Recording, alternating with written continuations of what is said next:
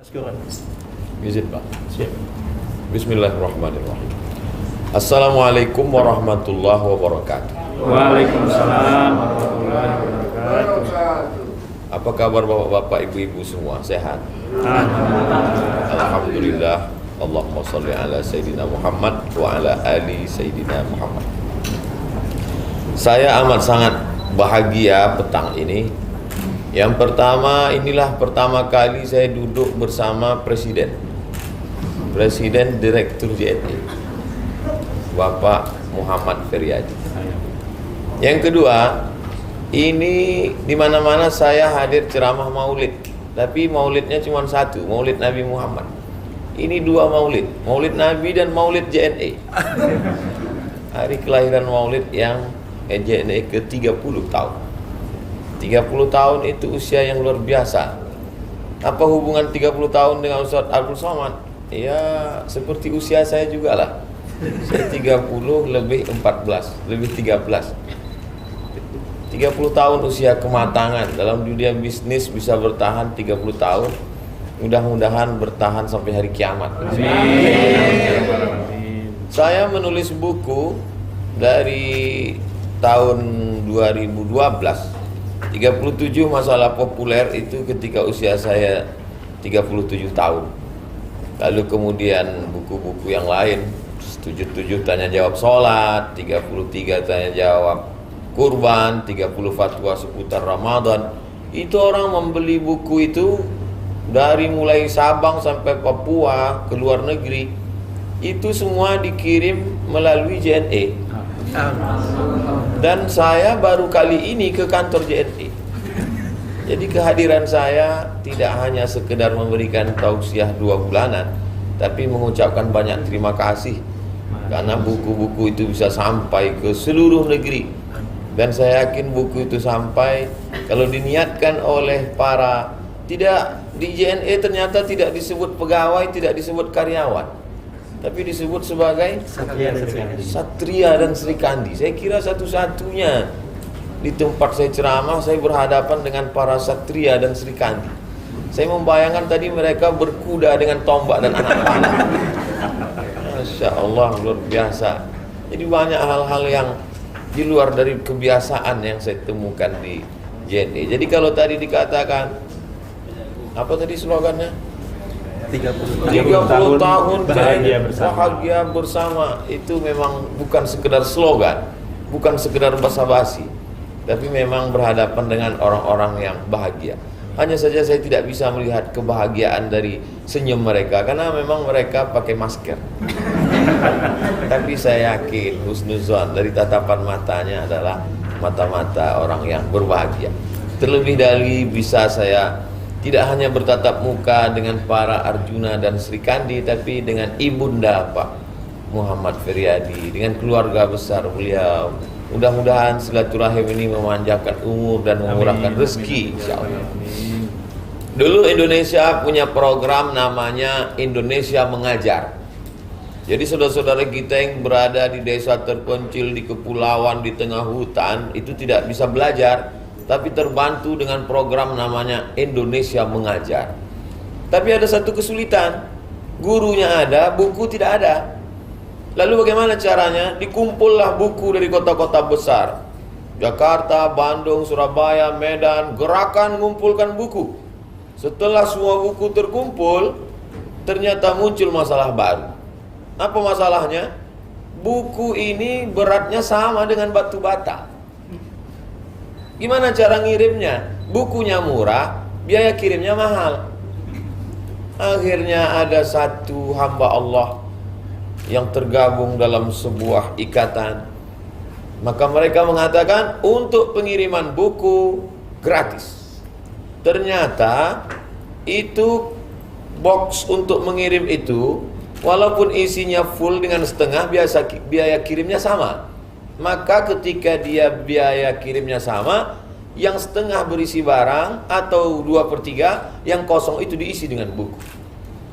Betapa tidak semua amal itu hanya dalam bentuk yasinan, sholawatan, maulidan, tapi berkirim buku pun menjadi amal soleh, amal jariah. Dan yang mampu melakukan mensupport program Indonesia Mengajar itu adalah JNE.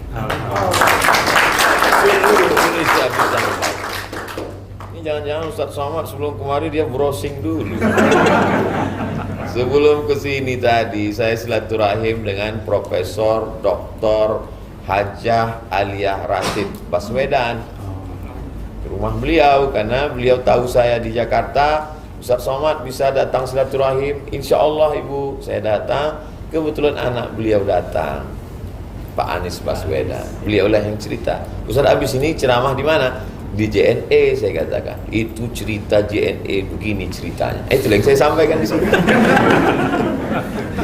Lalu kemudian yang paling menarik bagi saya adalah itu JNE tidak pernah bawa bendera, Ustaz Somad. Saya diam aja, saya nggak nanya bendera apa. Masa profesor nanya? Saya diam aja, bendera apa maksudnya? Rupanya tidak pernah bawa-bawa cerita ini loh, JNE pernah menyebarkan buku, nggak pernah. Tidak pernah cerita sekian anak yatim, nggak pernah. Akan tetapi dia berbuat saja, beramal saja.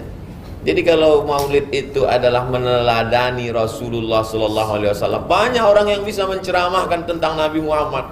Nabi Muhammad itu orangnya santun, Nabi itu orangnya dermawan, Nabi itu orangnya baik. Tapi hanya dalam untayan kata-kata, hanya dalam torehan pena di atas kertas. Tapi yang melaksanakan, mengaplikasikan dalam bentuk real nyata tentang kebaikan Nabi Muhammad SAW, salah satunya adalah JNE, insyaAllah. Maka menjadi pegawai JNE itu suatu keberuntungan. Saudara-saudaraku yang menjadi Arjuna dan Sri Kandi JNE, bersyukurlah pada Allah. Yang selama ini belum bersyukur, selesai ulang tahun 30 Maulid Nabi ini, bersyukur kepada Allah. Berapa banyak orang hanya ingin mencari sesuap nasi untuk cari makan, meninggalkan sholat. Atasannya melarang sholat, kamu nggak boleh sholat. Berapa banyak orang yang di tempat bekerjanya bisa dapat uang, tapi dia kering, tak ada spiritual di dalamnya. Menjadi Arjuna dan Sri Kandi JNE, ibadahnya dapat, lalu kemudian ada kajian 2 bulanan. Ini memang ngajinya 2 bulan sekali. Tali rutinnya ada. Ada kalian rutin. Lalu kemudian pula yang paling penting, satu hembusan nafasnya dunianya dapat, akhiratnya dapat. Ada orang menganggap yang namanya ibadah itu sholat duha, sholat zuhur, baca Quran. Lalu kemudian dia mengkotakkan, ini ibadah, ini kerja. Sedangkan di JNE, satu kali dia dapat sekalian. Satu langkahnya dia dapat 2 nilai. Kerjanya dapat, ibadahnya dapat. Menyampaikan buku-buku Ustadz Abdul Somad ke seluruh Indonesia, bahkan ke luar negeri, sudah dilakukan JNE. Jadi saya datang kemari juga, satu kali langkah 2 pulau terlampaui. Bukan cuma pulau Bangka Belitung, tapi saya dapat silaturahimnya, dapat pula menyampaikan tausiah. Maka inilah nikmat kehidupan. Orang kalau tidak luka ujung telunjuknya, dia tidak merasakan nikmatnya ujung telunjuk. Tapi begitu telunjuknya luka, tidak bisa lurus, ditanya sama orang, Pak, di mana Jalan Sudirman? Di sana. Barulah terasa nikmatnya telunjuk. Begitulah petang ini saya sedang menyampaikan, menjadi Arjuna Sri Kandi JNE adalah kenikmatan, karena bisa memudahkan urusan orang. Kata Nabi SAW, man yassara an mu'sirin, siapa yang memudahkan kesulitan orang, yassarallahu anhu yaumal qiyamah, dimudahkan Allah urusannya hari kiamat. Man faraja an muslimin kurbatan min kurabid dunia, siapa yang melepaskan kesulitan orang, satu kesulitan, farajallahu anhu kurbatan min kurabi yaumil qiyamah, dimudahkan Allah segala urusannya pada hari kiamat. Wallahu fi aunil abdi makanal abdu fi auni akhi, Allah akan senantiasa menurunkan pertolongannya kepada seorang hamba selama hamba itu mau menolong saudaranya. Dan saya pribadi tertolong, terbantu selama ini. Dakwah buku-buku saya tersampaikan selama ini. Kok dari tadi Ustaz nyebut bukunya terus? Iya, sekaligus iklan. Saudaraku yang dimuliakan Allah dimanapun berada, baik di alam nyata maupun di alam gaib. Yang nyata hadir, yang tidak nyata gaib. Kalau sholat jenazah orangnya ada, namanya sholat jenazah, ada orangnya. Kalau jenazahnya nggak kelihatan, ninggal di Papua, disolatkan di Jakarta, namanya sholat gaib. Ternyata ceramah di JNE juga begitu. Ada yang nyata, tapi yang gaib lebih banyak. Yang melalui virtual aplikasi Zoom. Ustaz Abdul Somad, nanti kita ke kantor JNE. Bayangan saya akan menghadapi kardus-kardus. Akan menghadap, karena Ustaz nanti akan streaming, disiarkan ke seluruh Indonesia. Saudara-saudaraku, saya faham kenapa tidak terdengar saudara, suaranya tidak terdengar. Itu memang mereka sedang di mute. Andai di unmute itu lu tidak bisa saya tausiah, tidak bisa saya ceramah. Tapi nanti insya Allah kita akan berikan kesempatan sebagian saudara-saudara kita bisa bertanya, kita tanya jawab. Tolong pertanyaannya itu yang berkualitas. Jangan nanti begitu dikasih tanya jawab pertanyaan dari Arjuna, Ustadz apa hukumnya kirim tuyul? Masya Allah, tabarakallah. Jadi yang paling penting hidup ini adalah amanah. Itulah yang membuat bisnis Rasulullah SAW itu berhasil.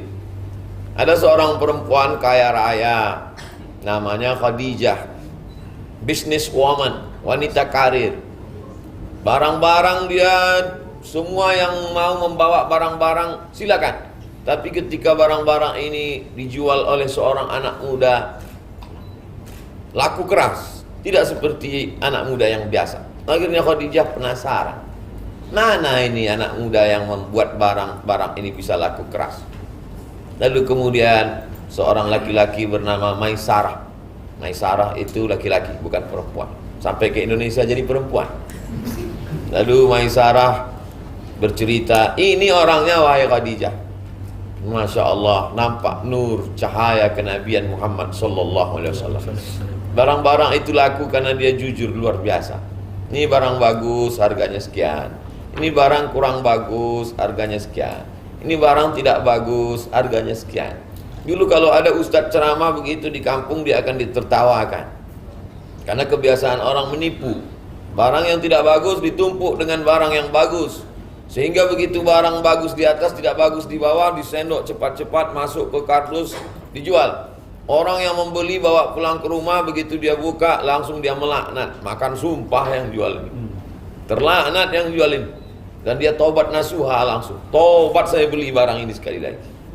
Sekarang apa yang kita lihat, supermarket menerapkan apa yang dibawa oleh Nabi Muhammad SAW 14 abad yang lalu. Saya masuk ke pasar buah, yang punya saudara kita sebangsa setanah air, bukan muslim, tapi yang dipakai adalah sistem Nabi Muhammad SAW. Ini mangga bagus, harganya sekian. Ini mangga kurang bagus, harganya sekian. Ini mangga memang busuk, jangan dibeli. Ada kotaknya dan orang beli senang. Tapi ketika kita keluar, ternyata masih ada saudara kita yang mencampur duku yang tidak bagus, di atasnya dibuat bagus besar-besar, waktu menyendoknya cepat-cepat, dibungkus pakai plastik hitam sehingga tidak terlihat mana yang kulit hitam, mana kulit kuning. Akhirnya sampai di rumah orang menyumpah, orang mencaci maki. Padahal 14 abad yang lalu Nabi SAW sudah mengatakan, man ghasyana falaysa minna. Siapa yang menipu kami, siapa yang bohong, siapa yang dusta, maka dia bukan golongan kami. Saya percaya saja. Kalau ada pegawai Sri Kandi Arjuna JNE mengatakan, ini Ustadz bukunya berat sekian, bayar sekian, saya bayar saja. Tak pernah saya minta itu tim UAS supaya bawa timbangan ke kantor JNE. Kami percaya. Tapi di hadapan Allah Subhanahu wa taala, setiap kenakalan kita itu akan diperlihatkan di pandangan mata kita, dan kita semua hafal ayatnya. Faman ya'mal mithqala dzarratin khairan yara. Sebesar biji sawi tipu dayamu, tipu muslihatmu itu dipertontonkan di hadapan matamu, dan pada saat itu tidak ada lagi yang bisa menolong. Yauma yafirrul mar'u min akhihi, orang lari dari saudaranya, wa ummihi, dari ibunya, wa abihi, dari bapaknya, wa sahibatihi, dari istri dan suaminya, wa bani, dari anak-anaknya. 5 orang yang amat sangat dekat dengan kita, saudara kandung, ayah, ibu, istri, suami, anak-anak tidak bisa menolong. Apalagi Presiden JNE, apalagi Sri Kandi dan Arjuna Satria. Tidak ada satupun yang bisa menolong kecuali amal-amal soleh kita. maka mengenang Nabi Muhammad SAW dalam maulid. Ustaz Abdul Somad, tolong jelaskan tentang Nabi Muhammad SAW dalam 60 menit. Menjelaskan kehidupan Nabi 63 tahun dalam 60 menit, bahasa Arabnya mustahil. Tidak mungkin. Tapi satu aspek dari kehidupannya bisa dijelaskan. Aspek apa itu? Kejujuran. Suatu ketika orang sekarang menyebutnya integritas. Setelah selesai salat, Assalamualaikum warahmatullah, Assalamualaikum warahmatullah. Nabi tidak berzikir, tidak doa, langsung saja dia pulang ke rumahnya. Rumah Nabi tepat di samping Masjid Nabawi. Nabi langsung ke rumahnya, sahabat semua heran. Biasanya zikir dulu, doa dulu. Kenapa dia gitu? Ternyata Nabi selesai urusan. Kenapa engkau cepat sekali ya Rasulullah? Apa jawab Rasul? Ada titipan yang belum aku sampaikan, yaitu titipan pembagian ghanimah, harta rampasan perang. Ketika pembagian punya Syanu belum? Maka nanti jangan heran kalau ada orang JNE selesai sholat cepat, nggak sempat berdoa. Assalamualaikum warahmatullahi wabarakatuh, langsung pergi. Kenapa orang JNE cepat? Ada yang belum kukirimkan. Begitulah cepatnya Nabi SAW ingin menyampaikan, karena dia tidak ingin berlama-lama menyampaikan amanah. Kelak semua amanah ini akan diminta pertanggungjawaban di hadapan Allah. Iman, aman, amanah. Tiga-tiga ini berasal dari 3 huruf dengan akar kata yang sama. Alif, mim, nun. Dari alif, mim, nun ini iman. Dari alif, mim, nun ini amanah. Dari alif, mim, nun ini aman. Kalau orang itu beriman, dia pasti amanah, maka kita pun akan merasa aman. Kenapa hubungan saya selama ini dengan JNE ini saya merasa aman, tidak curiga sedikit pun? Karena orang-orang di JNE ini adalah orang-orang beriman dan aman.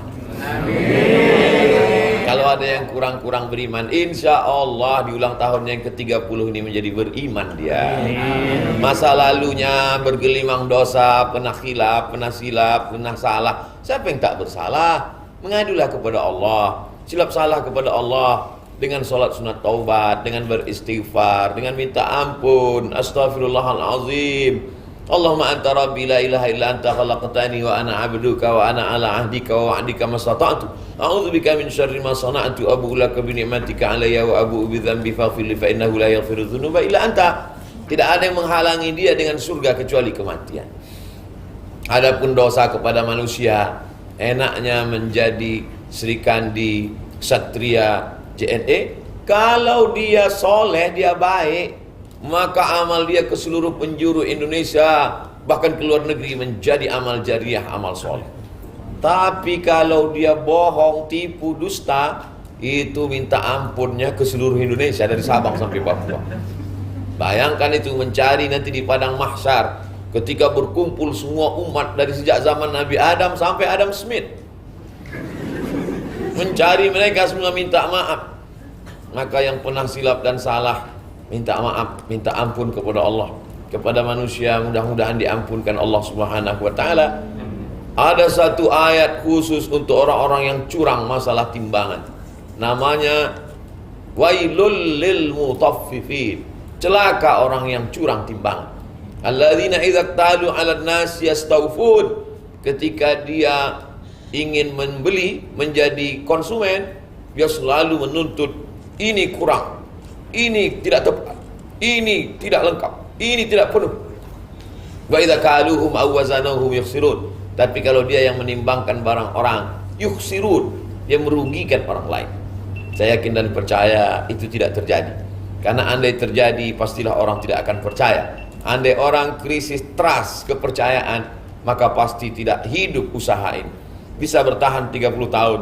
Itu berawal dari trust, kepercayaan, integritas, dan itulah yang dijaga. Tapi ternyata JNE tidak terlalu pede dengan amal solehnya. Dia perlu doa orang lain. Dia tidak ingin dikatakan sebagai pendusta-pendusta agama. Ara'aital ladzi yukadzibu biddin? Tahukah kamu siapa itu pendusta agama? Pendusta agama bukan pecandu narkoba. Pendusta agama bukan pelakor. Pendusta agama bukan orang yang pezina. Pendusta agama itu siapa kata Allah? Fadzalikal ladzi yad'ul yatim. Itu yang disampaikan oleh Pak Muhammad Feryadi tadi, mereka yang membiarkan anak yatim.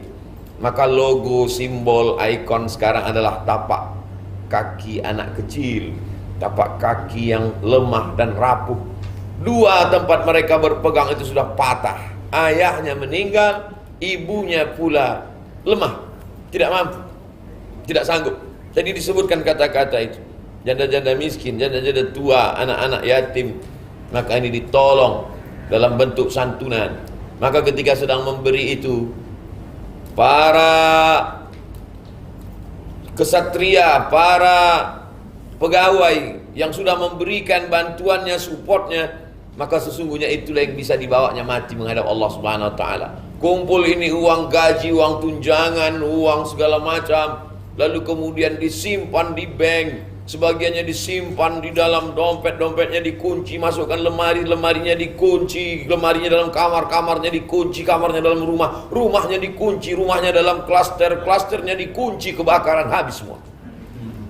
Tapi ketika dia berikan untuk wakaf, infak, sedekah, inilah yang menolong di hadapan Allah Subhanahu wa taala.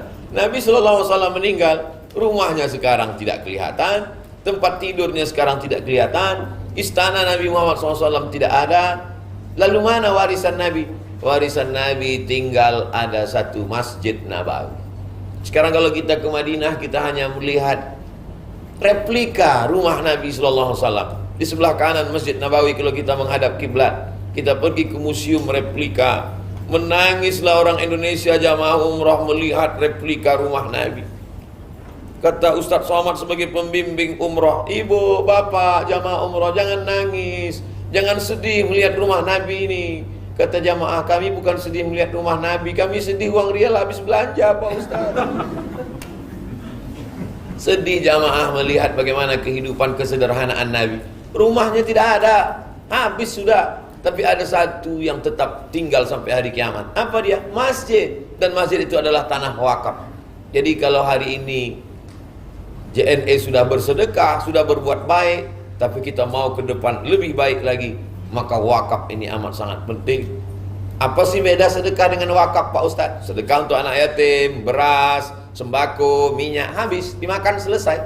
Tapi ada yang lebih baik daripada itu, yaitu wakaf. Kalaulah bisa dibuatkan sekolah wakaf JNE, TK Al-Quran, SD Al-Quran, SMP Al-Quran, SMA Al-Quran, maka ini ke depan berawal dari mimpi. Kalau sudah ada, alhamdulillah, ada satu, ditambah lagi 2, 3, maka ini akan menjadi kekal abadi.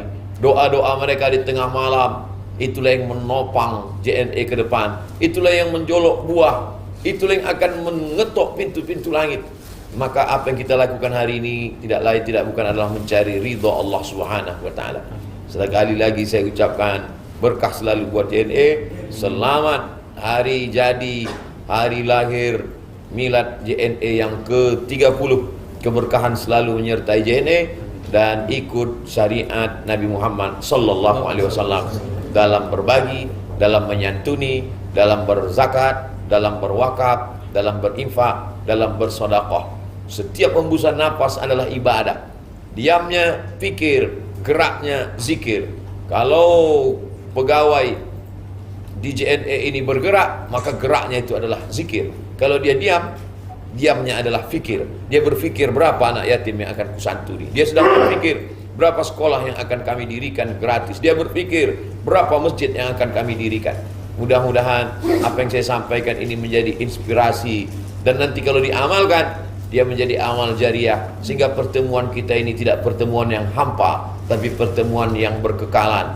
Kita tidak pernah berpisah karena kita tetap bersama dalam doa, insya Allah. Saya kira sebagai pengantar dialog kita, itulah yang dapat saya sampaikan. Selanjutnya kita lebih banyak berdialog interaktif. Saya serahkan ke moderator. Terima kasih. Wassalamualaikum warahmatullahi wabarakatuh. Waalaikumsalam warahmatullahi wabarakatuh. Terima kasih Ustaz Abdul Somad atas pemaparannya, singkat namun padat. Oke ya. Memang menceritakan tentang kehidupan Nabi 63 tahun itu tidak mungkin, oke ya, di waktu dalam satu jam ini. Nah, teman-teman semua, sesuai dengan apa yang saya sampaikan di awal, tentunya saya yakin pasti teman-teman berkeinginan untuk bisa berinteraksi langsung. Namun sebelum itu bisa melalui via media chat terlebih dahulu. Boleh dibantu mungkin dari teman-teman kru, mungkin sudah ada yang melakukan atau menuliskan pertanyaan-pertanyaannya, mungkin kita via layar terlebih dahulu ya.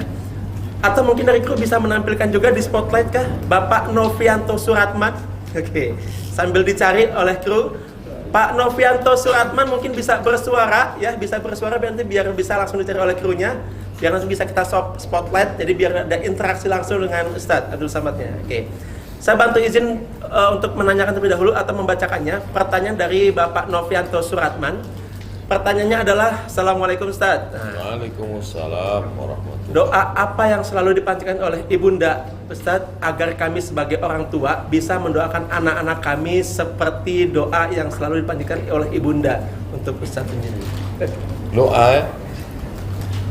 Doa sengaja saya buka biar takut salah.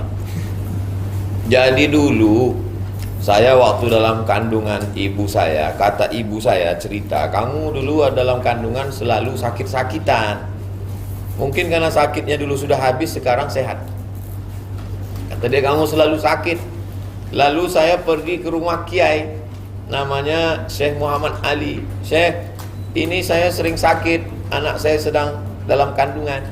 Lalu Syekh itu menyuruh beliau almarhumah baca surat Ali Imran ayat 35, 36, 37. Surat Ali Imran ayat 35, 36, 37. Beliau baca saja. Dia baca pagi habis sholat subuh, dia baca habis sholat, mau tidur malam.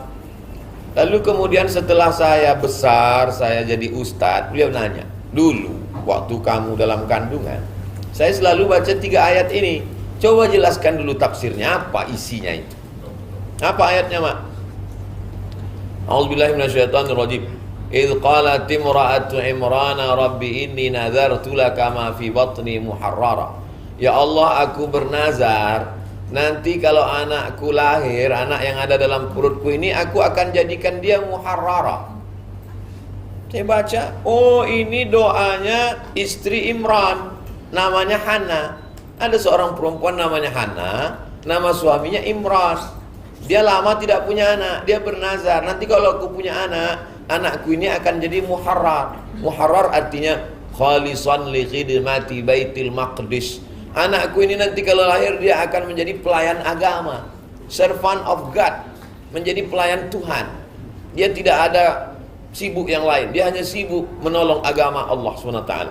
Akhirnya Hana pun mengandung dan Allah menjaga anak itu. Anak Hana Imran itu bernama Maryam, dan Maryam itu punya anak bernama Isa. Inilah keluarga kecil, suaminya Imran, istrinya Hana, anaknya Maryam. Maryam punya anak namanya Isa. Keluarga kecil ini bernama Ali Imran. Ali artinya keluarga. Allahumma sholli ala sayyidina Muhammad wa ala Ali Muhammad, keluarga Muhammad. Ali Imran, keluarga Imran. Jadi saya baca-baca di situ, ternyata 3 ayat itu fungsinya adalah doa supaya anak ini dilindungi Allah Subhanahu wa taala. Makanya kalau ada yang hamil selalu minta doa, saya suruh baca 3 ayat ini, diamalkan, karena dia ayat sekaligus zikir sekaligus doa. Yang kedua, ketika saya membawa almarhumah ibu saya jalan-jalan ke Medan, di hotel di depan Masjid Raya Al-Masud, depan Istana Maimun. Katanya temannya mau datang, temanku mau datang. Yalah, saya antar ke lobi. Saya duduk di samping, saya biarkan mereka ngobrol. Saya duduk di samping, saya nguping juga dikit apa yang mereka bicarakan. Temannya nanya, waktu anakmu dulu kuliah ke Mesir, berapa tahun dia tidak pulang? 4 tahun. Selama itu dia sehat-sehat saja, sehat. Apa yang membuat kau tahan berpisah dan membuat dia sehat? Apa doamu?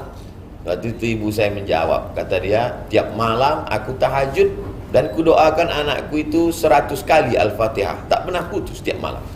Setiap malam aku bangun, aku tahajud, aku baca Quran, kudoakan 100 kali Al-Fatihah sampai azan subuh.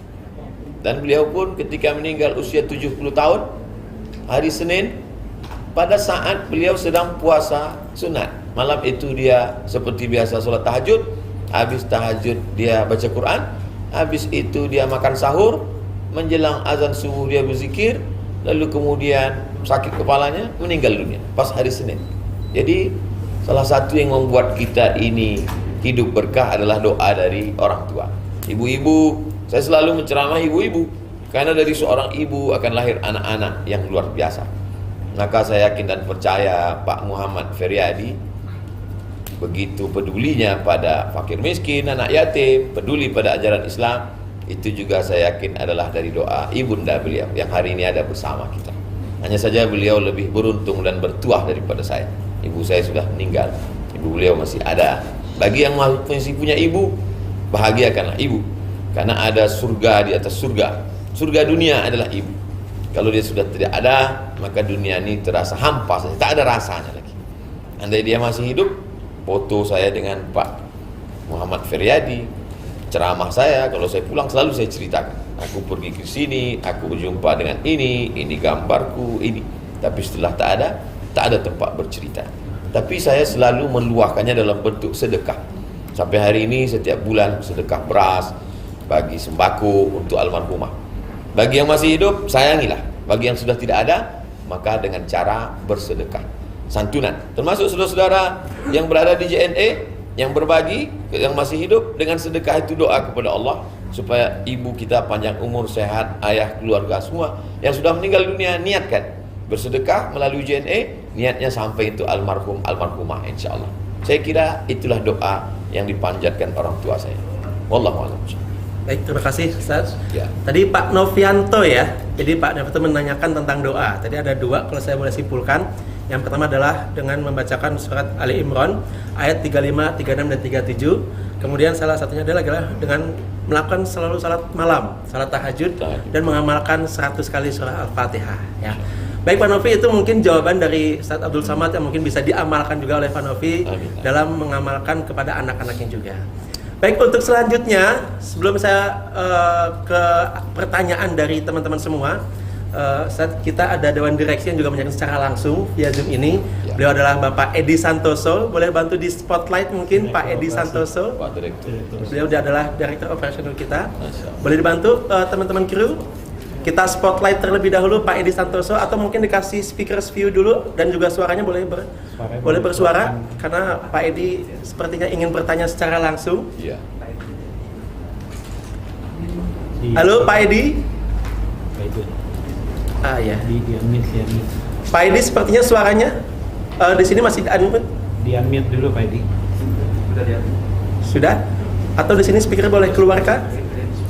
Pak Edi, mohon maaf sebentar kami belum keluar audionya, sedang di cross check oleh tim. Volumenya minta tolong dinaikkan dong biar kedengaran. Oke. Teman-teman kru boleh volume yang keluarnya boleh diperdengarkan supaya nanti bisa langsung dengar.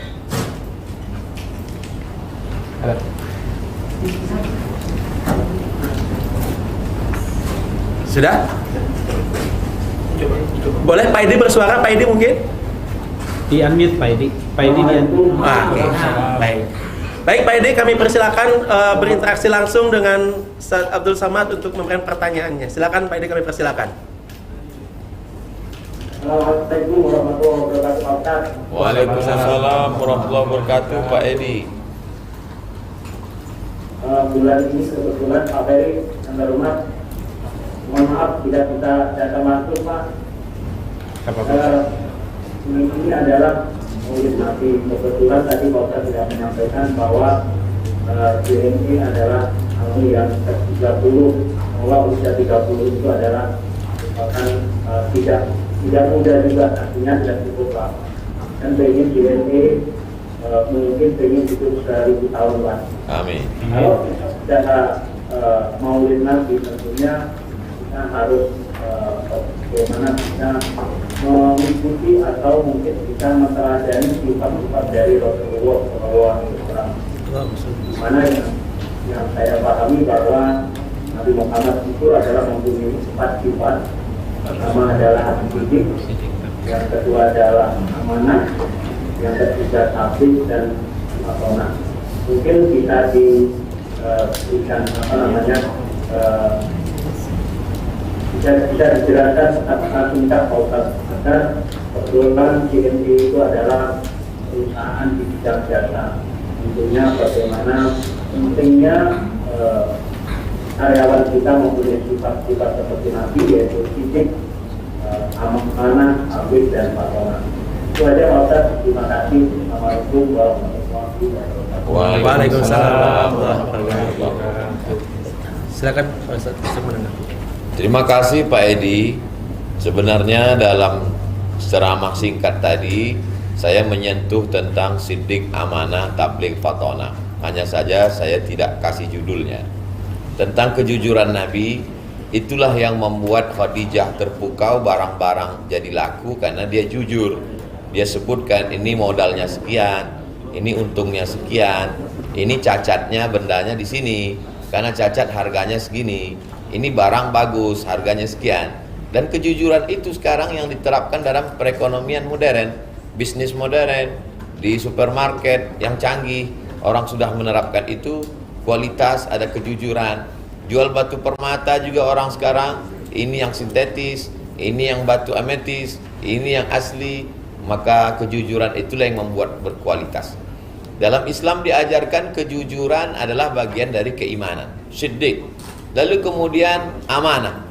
Nabi SAW tadi saya ceritakan, selesai sholat yang biasanya tenang berzikir, dia segera, karena dia mau menyampaikan amanah. Dia tidak ingin hanya karena zikir lama lalu kemudian datang malaikat maut meninggal. Berzikir itu baik, tapi menyia-nyiakan amanah, maka itu juga akan menjadi tuntutan di hadapan Allah Subhanahu wa taala. Lalu kemudian tabligh, tidak ada yang tidak disampaikan oleh Nabi. Ya ayyuhar rasul, wahai Nabi Muhammad SAW, balligh ma unzila ilaika min rabbik, sampaikan. Fa illam taf'al fama ballaghta risalatah. Kalau kau tidak menyampaikan, maka berarti kau sedang menyimpan sesuatu. Dalam Islam, saya sebagai ustadz mesti menyampaikan walaupun pahit. Ballighu anni walau ayat, sampaikan walaupun satu ayat. Perjuangan jihad yang paling berat adalah kalimatul haq inda sultanin jair, menyampaikan suatu kebenaran di depan penguasa yang zalim, mesti disampaikan. Ya, dalam hal ini JNE menyampaikan sesuai dengan amanah, sehingga dia tidak ada sangkutan ketika menghadap Allah Subhanahu wa taala. Lalu kemudian fatanah, ada kecerdasan. Ada kecerdasan yang luar biasa. Pada saat perang Badar, itu Nabi SAW menyusun pasukan itu sebelum terbit matahari. Lalu musuh-musuhnya sudah kalah karena dia lebih duluan. Disusunlah pasukan itu di terbitnya matahari. Di mana terbit matahari disusun barisan. Dengan menyusun barisan di tempat terbitnya matahari berarti sudah menang 1-0. Karena otomatis mata musuh pasti silau kena cahaya matahari. Matahari dari sini, susun pasukan sini. Musuh di depan, matanya sudah silau, dia sudah kalah 1-0. Yang kedua, Nabi berkemah dengan sahabatnya di dekat oase. Oase tempat kolam air. Musuh-musuh sudah kehausan, airnya habis. Kenapa? Karena dia berada di tempat dekat air.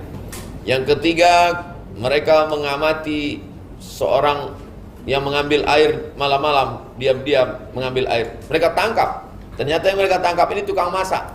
Lalu ditanya si tukang masak ini, berapa pasukan kalian? Tukang masaknya ngaku, kami nggak tahu, karena kami bukan pasukan, tugas kami cuma masak. Kamu masak berapa ekor kambing, berapa ekor onta? Tukang masaknya ngaku, kami masak sekian kambing, sekian onta. Dari jumlah berapa ekor kambing, berapa ekor onta, Nabi sudah tahu pasukannya berapa, sehingga Nabi bisa menyiapkan pasukan. Jadi Nabi itu punya kecerdasan yang luar biasa. Nah, inilah yang perlu ada pada sahabat-sahabat yang bekerja, beramal, beribadah di JNE. Perlu kecerdasan sehingga usaha ini bisa maju. Tapi orang beriman dia tidak dunia oriented. Dia tidak kalau sudah dapat uang, mobil baru, rumah baru, perhiasan baru, liburan, bukan sebatas itu. Kepalanya lebih besar daripada itu. Dia ingin mandana nafsahu amila lima ba'dal maut. Kecerdasan yang paling cerdas itu bukan IQ-nya 4, bukan IQ-nya di atas rata-rata, bukan nilainya 4, bukan. Siapa itu orang yang cerdas? Mandana nafsahu, siapa yang bisa menekan hawa nafsunya, wa amila lima ba'dal maut. Dia berpikir apa amal yang tetap mengalir setelah mati. Coba tahan-tahan selera mobil baru, coba tahan-tahan selera rumah baru, coba tahan-tahan perhiasan baru, coba tahan-tahan sesuatu yang ingin lebih dari orang lain. Tapi uang itu dipakai untuk wakaf, untuk sedekah, karena itulah yang kekal abadi. Apa yang dilakukan hari ini sudah amal luar biasa. Tapi jangan terlalu euforia, bahagia dulu. karena ada amal-amal yang lebih lagi, ada tantangan-tantangan baru yang lebih, maka itulah orang yang cerdas faton. Saya kira demikian Pak Edi. Baik Pak Edi. Halo Pak Edi. Boleh di spotlight kembali mungkin kru. Jadi poinnya apa yang Pak Edi tanyakan adalah bagaimana sifat Rasulullah ini bisa terimplementasikan kepada seluruh karyawan JNE. Ya, tadi alhamdulillah Ustaz Abdul Somad sudah menjawab dan menjelaskan bagaimana sifat-sifat Rasulullah ini bisa terimplementasikan, tercerminkan oleh kita semua sebagai karyawan JNE. Bagaimana Pak Edi? Ada lagi atau cukup Pak Edi? Di unmute dulu. Misalnya mungkin masih di unmute. Oke. Tadi masih di unmute. Baik, terima kasih Pak Edi atas pertanyaannya. Kalau gitu kita lanjut ke pertanyaan selanjutnya. Ya, masih ada dari JNE Depok, Ibu Purbasari. Ya, kalau panitia atau kru boleh men-spotlight di Ibu Purba. Pertanyaan beliau adalah, Assalamualaikum Ustaz. Waalaikumsalam. Bagaimana cara mendidik anak agar menjadi anak yang amanah? Ini katanya antara orang tua dengan anak terus nih tadi juga. Saya khawatir nanti setelah selesai ngaji, ibu-ibu mengumpulkan anaknya habis sholat maghrib, lalu dia ceramah. Ya ayyuhallazina anak-anak, amanah menurut etimologi, amanah menurut terminologi, amanah menurut Al-Quran, amanah menurut sunnah. Amanah itu tidak bisa diajarkan demikian. Amanah itu langsung aplikasi-aplikasi nyata dalam kehidupan.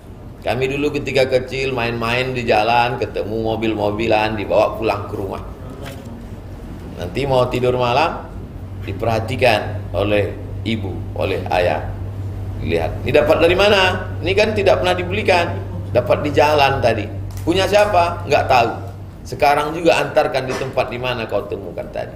Karena nanti di akhirat dia ini akan membesar dan kau akan memikulnya di hadapan Allah Subhanahu wa Ta'ala. Dulu saya kira itu hanya cara orang tua menakut-nakuti kita saja. Ternyata setelah saya jadi ustadz, belajar hadis, ternyata ada hadisnya, ada ayatnya. Wa may yaghlul, siapa yang curang, ya'ti bima ghalla yaumal qiyamah. Siapa yang curang dia akan membawa kecurangannya pada hari kiamat. Jadi apa saja kecurangan kita, kita akan pikul itu nanti pada hari kiamat. Di akhirat nanti kita akan melihat orang-orang yang mikul mobil, ada orang yang mikul. Betapa malunya nanti kalau kita ketemu ternyata ada yang memikul titipan JNE karena tidak sampai kepada kita. Tapi itu tidak terjadi. Sana orangnya amanah semua, insya Allah. Amin. Betapa malunya kita ada yang mikul bakwan. Karena dulu waktu SMP makan 3 bayar 1. Ini amanah-amanah semua. Nah, jadi itu yang diajarkan. Kemudian saya ketika SMP, saya sekolah madrasah, namanya Madrasah Sanawiyah Muallimin di Medan. SMP, selepel SMP. Itu di depan sekolah ada tukang jual miso, bakso. Dan teman-teman saya lihat kalau makan tahu, Bu, tahunya 2, padahal saya hitung tadi rasa-rasanya lebih. Kenapa dia tidak amanah? Kami selalu diajarkan, engkau kalau kau lihat orang tua itu ibumu. Diajarkan begitu orang tua. Kalau kau lihat ada orang tua itu ibu. Saya tidak sekalipun pernah makan makanan itu lebih dari yang saya bayar. Kalau saya makan 1 saya bayar 1, saya makan 2 saya bayar 2. Bukan karena saya takut pada Allah, karena waktu itu kita kecil, kita belum tahu betul tentang konsep Allah. Tapi saya melihat ibu penjual itu adalah ibu saya. Saya tidak akan tipu dia. Bagaimana kalau saya menipu ibu saya? Jadi selalu kita sadarkan pada anak-anak, nah, jangan kau ejek ibu itu ibumu. Maka ketika dulu kami kuliah di Mesir, sangat rindu kepada ibu, sangat rindu kepada orang tua. Ketika sedang haji ke Makkah dari Kairo, naik kapal laut 2 hari 2 malam sampai di Makkah, kita selalu melihat ibu-ibu itu adalah ibu. Oh, ibu-ibu jamaah haji ini adalah ibu kita seperti ibu kita. Maka saya pun ceramah, saya ditanya oleh beberapa jamaah, Ustadz, ada yang saya catat dari ceramah Ustadz. Kenapa Ustadz 2 poin. Pertama, kenapa Ustadz kalau ceramah itu seperti ngobrol. Ceramah Ustadz dialogis. Yang kedua, kenapa kalau Ustadz ceramah, Ustadz tidak pernah menyentuh pornografi. Sebagian Ustadz ada yang cerita porno untuk ketawa. Saya katakan yang pertama, saya ketika ceramah, saya menghadapi seolah-olah di depan saya itu adalah ibu saya. Yang kedua, tidak mungkin saya menyentuh hal berbau pornografi di depan orang tua saya, di depan kakak saya, di depan adik perempuan saya. Maka saya cerita masalah agama saja. Jadi bagaimana itu kita tanamkan ke anak kita? Itu kalau kau lihat ada anak gadis, dia adalah adikmu, dia adalah kakakmu. Kemudian amanah ini, lalu kemudian orang tua ini. Betul, pendidikan pertama itu adalah pendidikan di rumah. Al-madrasatul ula. Kami dulu diajarkan tidak hanya masalah amanah uang, masalah amanah uang jajan, masalah amanah bagaimana mengatur waktu pribadi. Berawal dari bangun tidur, bagaimana spray tempat tidur ini harus bersih, harus rapi. Kemudian tidak boleh meletakkan anduk di atas tempat tidur basah, harus dijemur.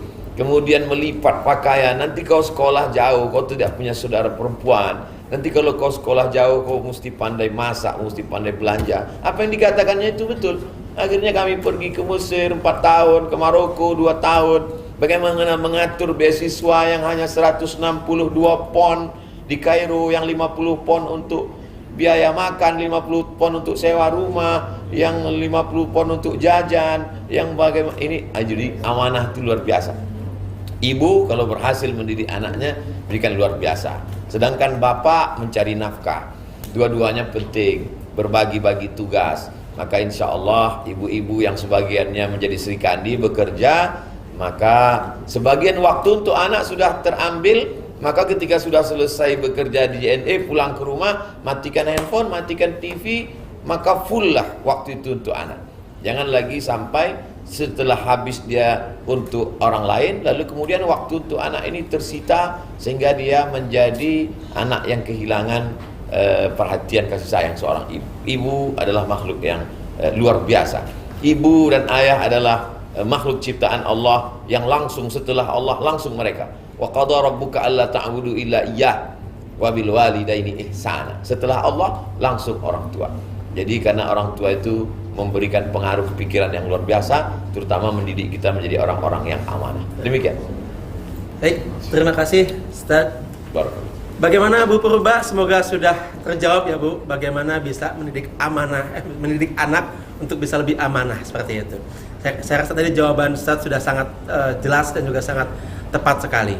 Baik, langsung kalau tadi kita menyapa teman-teman yang di Zoom, saya boleh menyapa dulu buat teman-teman yang di JNE Arjuna Facebook. Jadi ya teman-teman Arjuna JNE Facebook, ini juga ada beberapa yang mengajukan pertanyaan.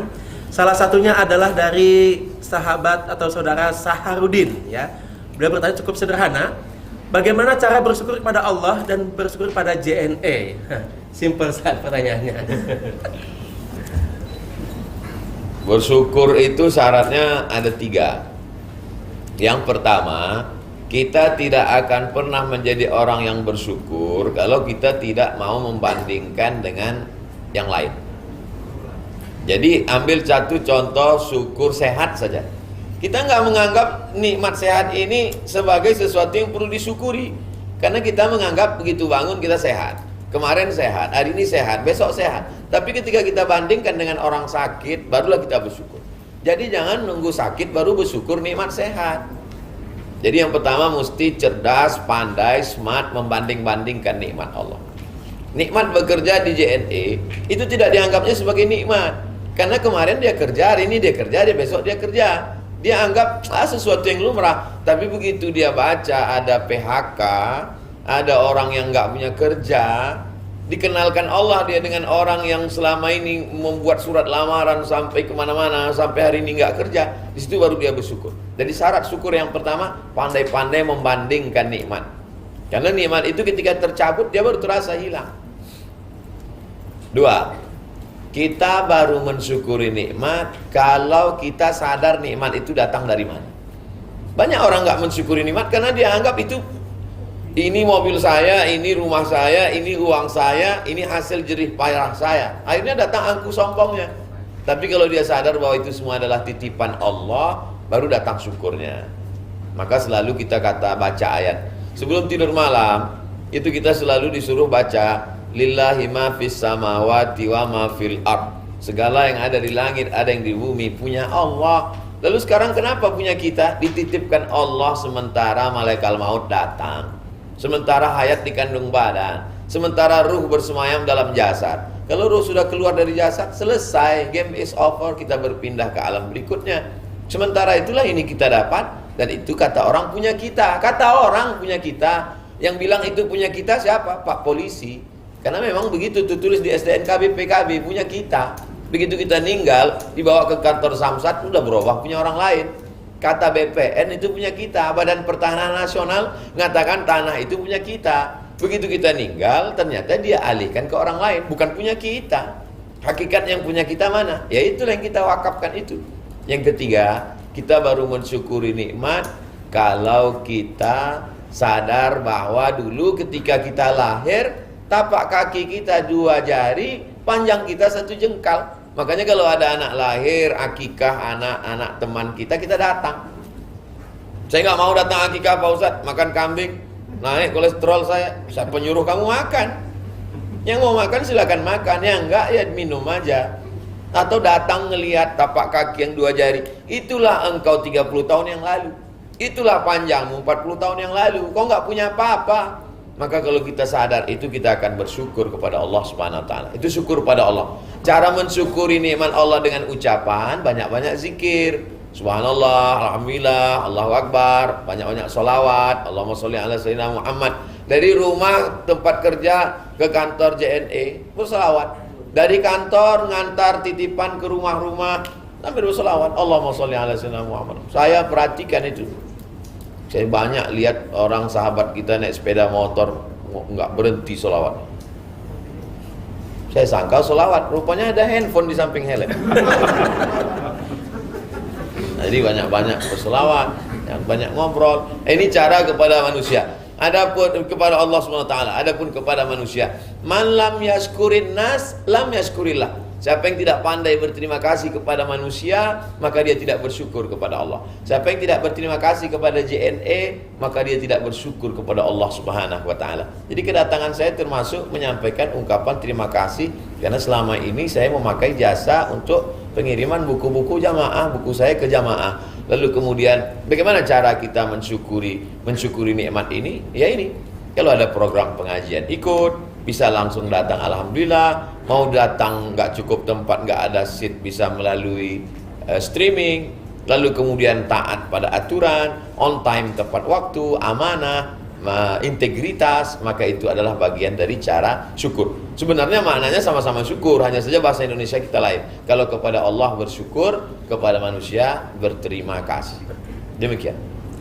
Baik, terima kasih Pak Sahari. Bagaimana Pak? Oke, saya rasa tadi sudah sangat jelas sekali. Ada 3 poin tadi kesimpulannya. Yang pertama adalah ketika kita ingin menunjukkan rasa syukur kepada Allah, yaitu dengan cara pandai-pandai membandingkan nikmat, gitu saja ya. Kemudian yang kedua adalah sadar juga bahwa nikmat yang kita punya ini adalah titipan dari Allah. Kemudian yang ketiga adalah sadar bahwa kita ini lahir di dunia ini tanpa memiliki apapun. Nah, dan implementasinya adalah dengan cara perbanyak zikir, perbanyak salawat dan lain-lainnya seperti itu. Baik, Ustaz, ini adalah pertanyaan terakhir tadi ya. Teman-teman semua, kami mohon maaf mungkin dari sekian banyak pertanyaan tidak dapat kami tampilkan dan tidak dapat kami bacakan dikarenakan keterbatasan waktu yang kita miliki. Jadi 4 pertanyaan ini sudah bisa mewakili dari seluruh pertanyaan yang sudah teman-teman sampaikan, baik yang ada di media Zoom maupun yang ada di JNE, Arjuna atau di Facebook seperti itu. Baik, untuk selanjutnya teman-teman semua jangan meninggalkan media Zoom terlebih dahulu, karena setelah ini kita lanjut ke agenda selanjutnya adalah mungkin boleh kasih kesimpulan sebagai penutup Ustaz Abdul Samad ya. Sekaligus langsung tutup dengan doa ya. Tentu doa ini kami harapkan untuk masyarakat Indonesia secara umum dan juga kami sebagai karyawan JNE supaya lebih mendapatkan ridho dan berkahnya Allah Subhanahu wa taala. Baik. Pada Ustaz Abdul Samad kami persilakan. Saya simpulkan pada 5 poin. Yang pertama, memperingati Maulid Nabi Muhammad SAW adalah mengambil intisari saripati dari kehidupan Nabi. Salah satu yang dapat kita ambil adalah kejujuran dan amanah Nabi Muhammad SAW. Kita aplikasikan dalam kehidupan nyata di tengah keluarga dan di tempat bekerja.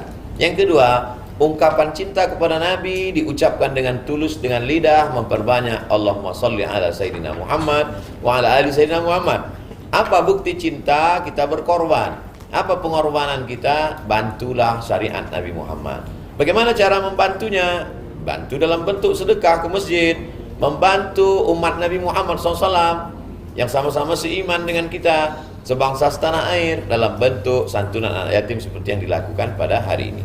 Yang ketiga, bahwa sebagai seorang mukmin kita dituntut untuk yakin kepada Allah, tapi tidak hanya sekedar yakin bahwa Allah itu ada. Allah melihat kita, Allah memperhatikan kita. Allah mencatat segala amal kita, dan kita akan ada pertanggungjawaban nanti. Isma syi'ta, hidup sesuka hatimu, fa innaka mayyit, kau akan mati. Dan kalau kau sudah mati, kau akan dituntut di hadapan Allah setiap detik, setiap waktu, setiap hembusan nafas akan ada pertanggungjawabannya. Yang keempat, sebagai manusia kita ada ikatan negara, ada aturan, kita ada ikatan kantor sebagai pegawai, sebagai karyawan, sebagai ksatria, sebagai Sri Kandi, maka kita ikuti aturan manusia ini. Aturan manusia ini adalah kesepakatan sekelompok manusia yang disebut dengan etika atau moral. Kalau akhlak dia datang dari Allah, agama. Tapi ini ada etika, etika bekerja, maka kita ikuti. Kalau kita mau, kita ikut. Kalau kita tidak mau, kita keluar. Jangan uangnya kita mau, tapi aturannya kita tak mau. Berarti kita tidak fair. Yang terakhir, yang kelima, jangan angkuh pada manusia, jangan sombong pada Allah. Maka tidak angkuh kepada Allah dengan berdoa, tidak angkuh kepada manusia dengan menjalin silaturahim. Hablum minallahnya baik, hablum minan nasnya baik. Saya kira itulah 5 kesimpulan kajian kita pada pertemuan. Langsung doa.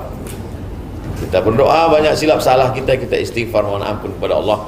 Astaghfirullahalazim, astaghfirullahalazim, astaghfirullahalazim. Alladzi la ilaha illa huwal hayyul qayyum wa atubu ilaih. A'udzu billahi minasyaitonir rajim. Bismillahirrahmanirrahim. Alhamdulillahirabbil alamin. Wassalatu wassalamu ala asyrafil anbiya'i wal mursalin wa ala alihi wa sahbihi ajma'in. La tada' lana dzamban illa ghafartah. Segala dosa-dosa kami ampunkan ya Allah.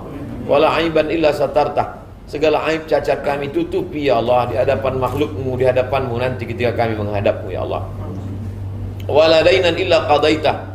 Di antara kami masih terlilit utang piutang, tolong kami melunasinya ya Allah. Wala maridan illa syafaitah. Ada saudara kami yang sakit, berikan kesembuhan ya Allah.